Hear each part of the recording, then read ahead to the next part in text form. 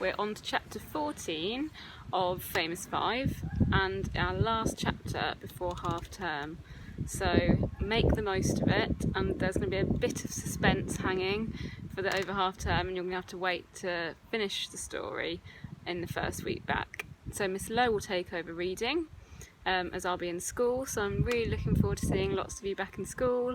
Hope you are too. I was in yesterday making sure our classroom's all ready, so it looks a little bit different, but it'll be nice to have us all back together. So chapter 14, Prisoners.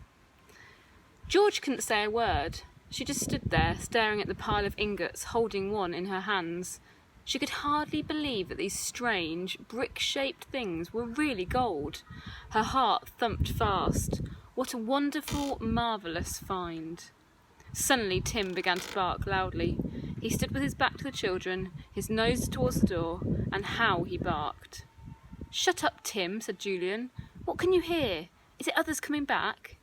He went to the door and yelled down the passage. "Dick, Anne, is it you? Come quickly. We've found the ingots. We've found them. Hurry, hurry." Tim stopped barking and began to growl. George looked puzzled. "What can be the matter with Tim?" she said. "He surely can't be growling at Dick and Anne." Then both children got a most tremendous shock, for a man's voice came booming down the dark passage, making strange echoes all around. "Who is here? Who is down here?" George clutched Julian in fright. Tim went on growling, all the hairs on his neck standing up straight. "Do be quiet, Tim," whispered George, snapping off her torch. But Tim simply would not be quiet. He went on growling as if he were a small thunderstorm.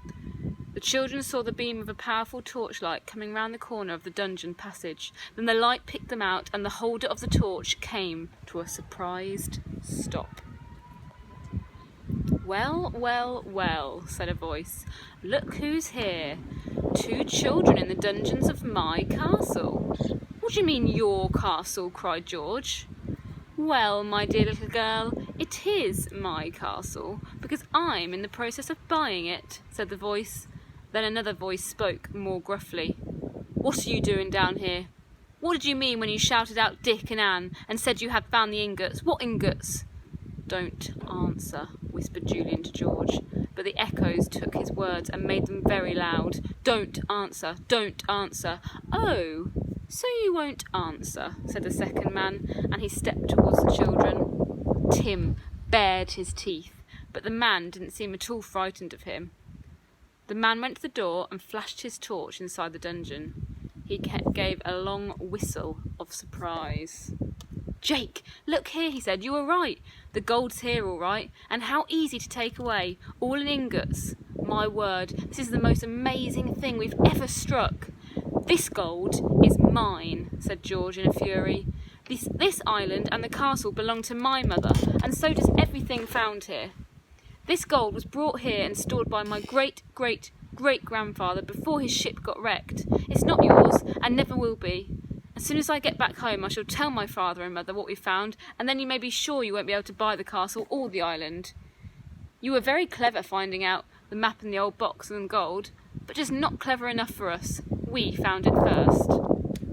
The men listened in silence to George's clear and angry voice. One of them laughed. "You're only a child," he said.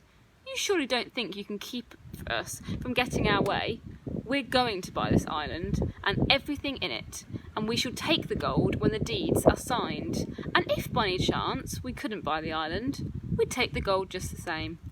It would be easy enough to bring a ship here and transfer them from here to the boat, to the ship. Don't worry, we shall get what we want all right." "You will not," said George, and she stepped out of the door. "I'm going straight home now, and I'll tell my father all you've said." "My dear little girl, you are not going home," said the first man, putting his hands on George and forcing her back into the dungeon. "And, by the way, unless you want me to shoot this unpleasant dog of yours, call him off, will you?" George saw to her dismay that the man had a shining revolver in his hand. In fright, she caught hold of Tim's collar and pulled him to her. "Be quiet, Tim," she said. "It's all right." But Tim knew quite well that it wasn't all right. Something was very wrong. He went on growling fiercely. "Now listen to me," said the man. after he had had a hurried talk with his companion. "If you're going to be sensible, nothing unpleasant will happen to you.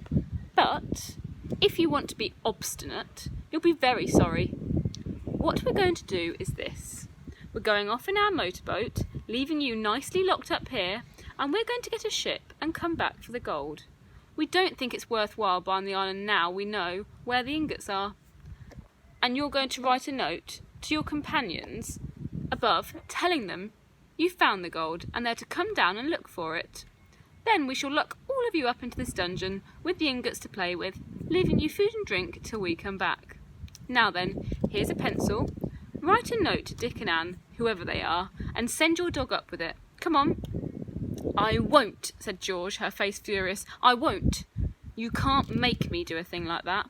I won't get poor Dick and Anne down here to be made prisoners, and I won't let you have my gold, just when I've discovered it." "We shall shoot your dog if you don't do as you're told," said the first man suddenly. George's heart sank down and she felt cold and terrified. "No, no," she said in a low, desperate voice. "Well, write the note then," said the man, offering her a pencil and paper. "Go on, I'll tell you what to say."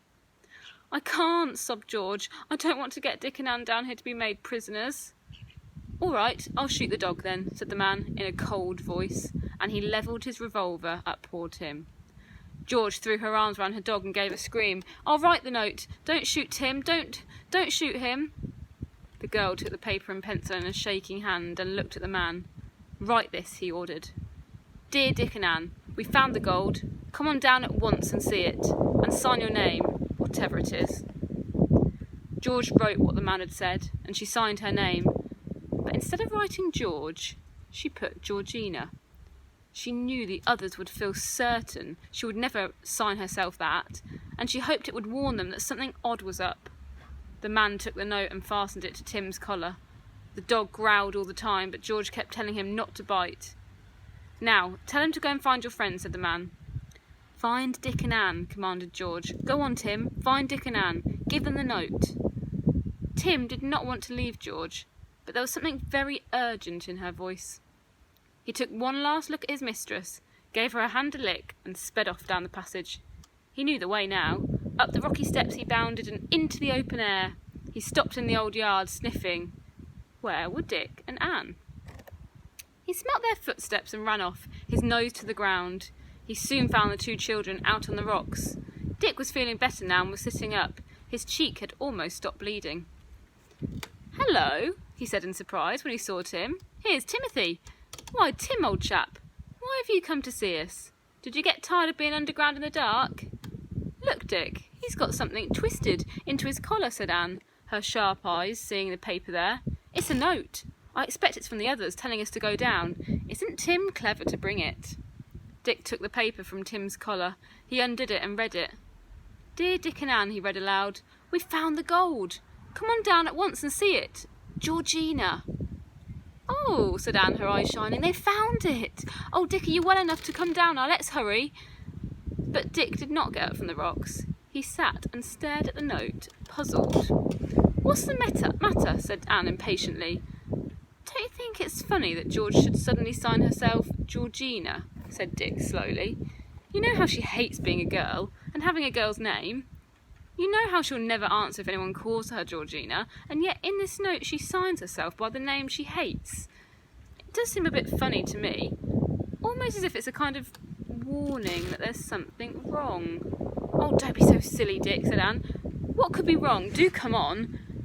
"And I'd like to pop over to that inlet of ours to make sure there's no one else come to the island," said Dick. "You stay here." But Anne didn't want to stay there alone. She ran around the coast with Dick, telling him all the time that she thought he was very silly. But when they came to the little harbour, they saw there was another boat there, as well as their own. It was a motorboat. Someone else was on the island. "Look," said Dick in a whisper. "There is someone else here, and I bet it's the man who wants to buy the island. I bet they've read that old map and there's gold here, and they've found George and Julian and want to get us all together down in the dungeons so they can keep us safe till they've stolen the gold. That's why they made George send us that note. But she signed it with a name she never uses to warn us. Now, we must think hard. What are we going to do?"